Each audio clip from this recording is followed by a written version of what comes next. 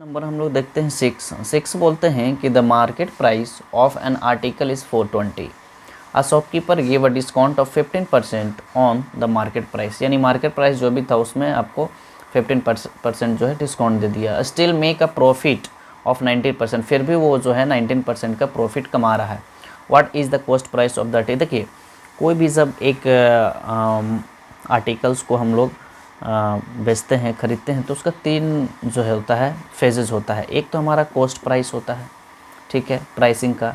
एक हमारा market price होता है और एक हमारा होता है सेलिंग प्राइस, ठीक है।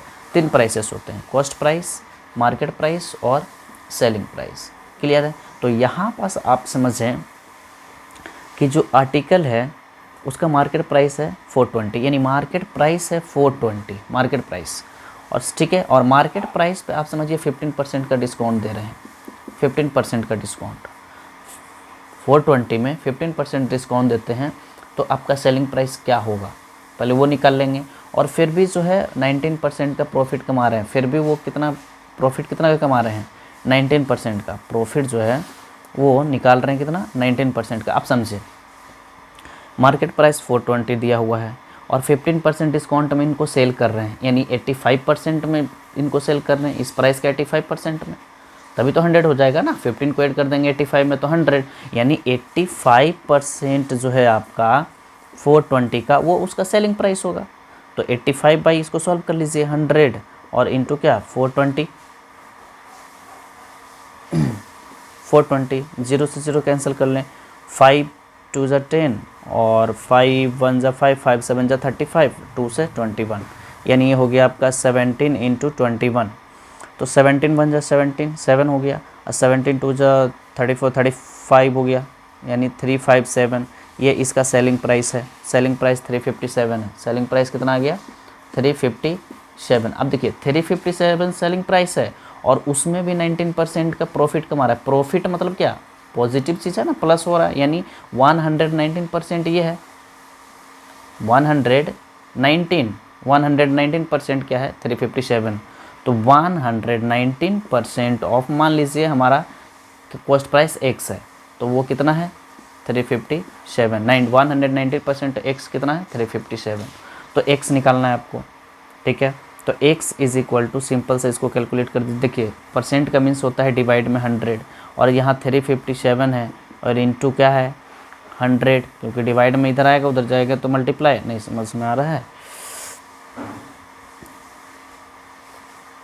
देखिए ये 119 डिवाइड बाई 100 हो गया, ऑफ का मीन्स मल्टीप्लाई, और यहाँ हो गया 357।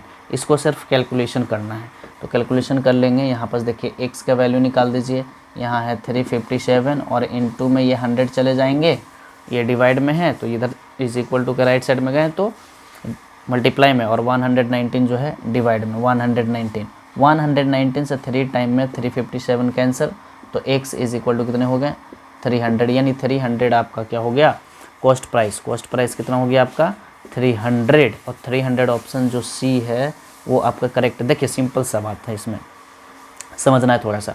इसमें 3 फेजेस होते हैं किसी भी आर्टिकल का प्राइसिंग का, कॉस्ट प्राइस, मार्केट प्राइस और सेलिंग प्राइस।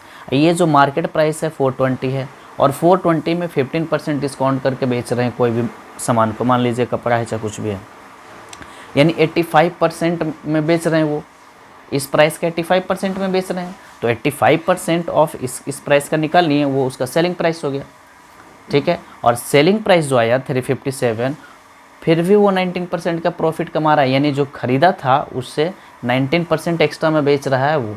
तो ख़रीदा था कितने में, ये निकालना है आपको, और बेचा है 357 में। तो मान लेते कि 119% में बेच रहा है, तभी तो वो 19% का प्रॉफिट कमा रहा है। तो 119% ऑफ मान लेते हैं कि CP जो हमारा x है और 357, इसको सिर्फ सॉल्व कर दीजिएगा, x का वैल्यू आ जाएगा, वही आपका हो जाएगा कॉस्ट प्राइस, ठीक है।